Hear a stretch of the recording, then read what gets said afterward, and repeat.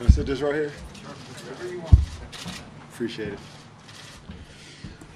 Oh. Big first question, front right. Kevin, right here. Where? Right here. Front right. Oh, sorry. Congratulations. Thank you. We've heard you talk about how much you wanted this, and this was one of the driving forces that led you to come here to Golden State.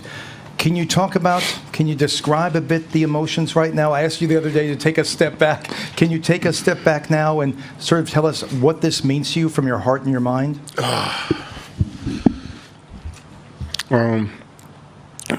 remember the first day of camp, you know what I'm saying, and I was walking into camp and I didn't know what to expect. I didn't know what these guys were like on the court, and you know how they came in and worked. I didn't know anything about the team, you know, and I just wanted to come in there and just be me, and I did that from day one, and I just tried to stay with that. I had my you know, lulls in the season where I was beating myself up, where I was struggling throughout the year.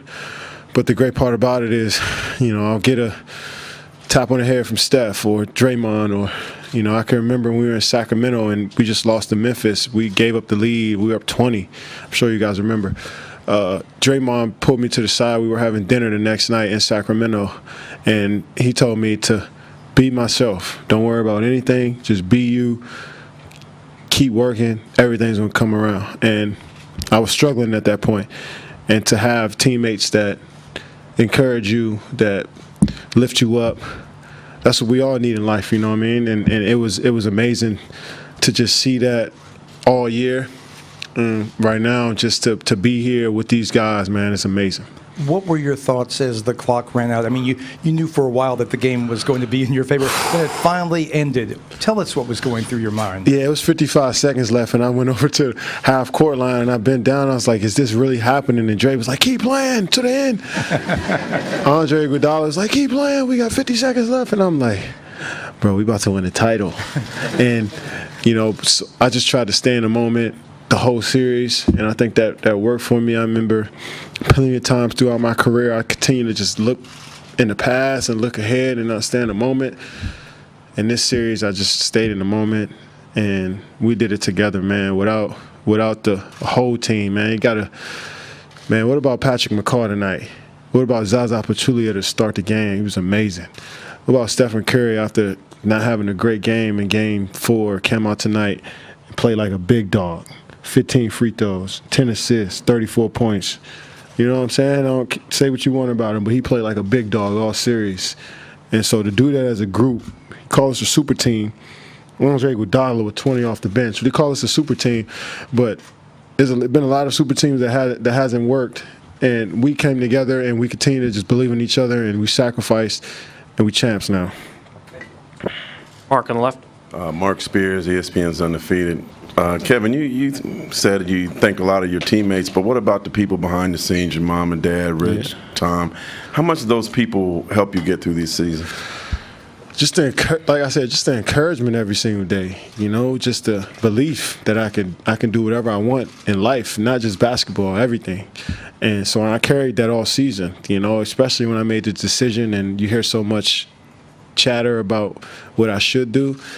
To have Rich, Tom, my brother, my mom, my dad, all my friends just continue to just pour into me, you know, just pour into me every single day. You know, people that you probably won't even meet in your life, you know, poured into me. John Gray, Carl Lentz, Adam Harrington, just to shout out a few names. Just everybody, just from, you know, so many people poured into me every single day. And I just tried to, you know, continue to keep grinding and let them know that it doesn't go in vain. I'm working, and I believe, and, you know, just every day, man, I'm just grinding and believing in myself that I can make this happen, and to do it feels great. And to follow everything you went through, whether it was the knee or people talking, trolling, whatever, what was the toughest challenge?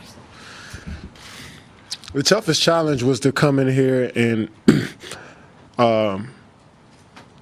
see how I can help Steph get better, how I can help Clay get better, Draymond, Sean Livingston, Andre Iguodala, JaVale McGee, the whole team. Just see how I can help them get better. That was more important to me than anything. Proving haters wrong, like that's cool. That's cool for me to talk about on Instagram or Twitter, but like you don't concern me. I'm coming in and working every day, seeing how I can be the best teammate I could be, the best player I can be. You can talk about whatever you want to talk about, but nobody comes in and cares about the game or loves the game as much as I do or works as hard as I do at the basketball game. You can talk about whatever happens on outside, but inside those lines, I come to bring it every day. I work hard. I believe in myself. I believe in the game. I respect the game. I love the game. And I knew at some point in my life that, that it'll come around for me. So I just try to stay with those principles and keep grinding, man. I'm kind of lost for words right now. Janie, first question right here on the left. Kevin, Janie McCauley from AP. Going back to day one with Steph and just how he showed his support of you and coming in, and then even to your shooting contest that built camaraderie and fueled you guys competitively. Yeah. How much did his support mean through this year? It meant a lot. Steph is I never seen nobody like him. I told him last night, I said, when you play with force, I never seen a player like you before. And he played with force tonight. And the stuff you hear about Steph as far as sacrificing and being selfless and caring about his teammates, caring about other people is real. It's not a fake. It's not a facade. He doesn't put on his mask or his suit every single day to come in here and fake in front of you guys. He really is like that. And it's amazing to see a superstar who sacrifices, who doesn't care about nothing but the group. And he obviously wants to play well. He obviously wants to show who he is because he's competitive, but it's all about the group. So when I asked him, like, yo, you want to work out? Some guys want to, keep it to themselves. But he's like, no, let's get some work in. And we've been doing these 30, 35 sessions is what we call it. We've been doing it all season, and we've been doing it every probably since the second round of the playoffs, and definitely paid off for us tonight. Howard, back left. Howard Beck with Bleacher Report. Over here, Kevin. I know the championship is obviously the ultimate reward here, but what else do you think you found here with this team that you had been seeking? I found that in the beginning of the year when we first went to Vancouver in first preseason game. Just the camaraderie, just togetherness of the whole organization. That's what it was about, and we just kept, I kept building on that from day one. So that's what I found when I came here, and I definitely appreciate just the type of people we have here from the top to bottom. So championship is just a cherry on top. Tim, over here in the Tim front. Calcami, Mercury News. You and Steph had a pretty good hug there right at midcourt. Just what was that like? Were you telling each other anything? What was that hug like? Well, we've grown closer and closer as the year is going on and as the playoffs have started. And, we're always encouraging each other. So it feels good to win one with him and for him to play so well throughout the whole series, it feels great. A lot of people have been doubting him and been hoping that he fails and hoping that I fail, hoping that we fail as a group. And the one thing that's, it was a constant with us was the joy that we have for the game of basketball. And I got a lot from him from that. He enjoys playing basketball. And, his energy, I told him his energy, man, we feed off of him. He's our leader. He's our vocal leader. He talks up. Like I said, 15 free throws. He missed 3 free throws tonight. I was pissed about. But 15 free throws in the closeout game in the finals, he's a big dog. You better start respecting him. That's it? Back left. Anthony Slater, Bay Area News Group. Kevin, Tim mentioned the hug with Steph. You also had a hug with LeBron right at the end. Yeah. What was it like kind of slaying him, especially knowing the history you guys have against each other? Well, the man averaged a triple-double. I ain't do enough slants. Beating his team and the moment you had there post-game with him this year. Feels great. It feels great to win, but to go against somebody I view as like a rival personally is an amazing feeling to beat him. But one thing I know about LeBron James, though, he'd probably be back in the gym start of July, getting ready for next season. So I probably got to beat him in the gym, but beat him to the gym. But just the mutual respect. we talk about guys being too friendly, but like it's a game, and we compete on the court hard as we can, both of us. And after the game, it's respect. And I did that. I respected him, and he won his first one in 2012, and he reciprocated that. So I got nothing but love and respect for him, and I can't wait to compete against him again next season. Rachel and Steve, last two questions. Hey, Kevin, you said that one of the things you wanted to do from the moment you got to this team was try to make your teammates better.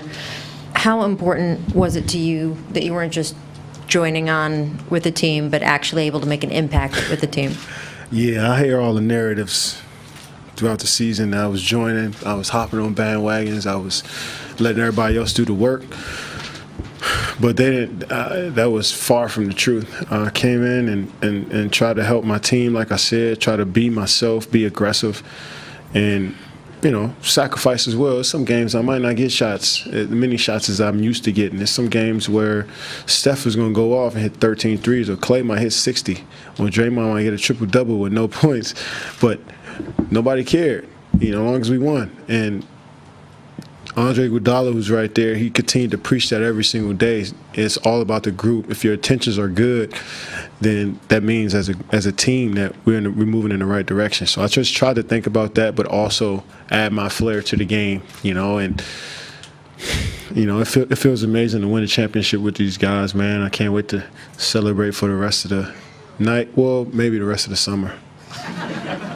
To know that you were able to do that, how much does that make all that hard work sitting up with you a little bit richer? I'm sorry, say it again? To know that you were able to do that, everything you just described, how much does that make all that hard work you've got a little bit richer? It feels so great because, like I said, it's a team sport, man. You got to want to sacrifice. You got to want to put your teammates in front of yourself sometimes, and I just tried to do that, but also be aggressive. Dre told me all the time, man, it's your time, go take it. It's about you, but I'm like, nah, it's about us. It's about us, but I'm still be me, and I'm talking too much at this point. I had too many beers. I haven't had a beer since February, so to have a beer right now and come talk to you guys, it feels great.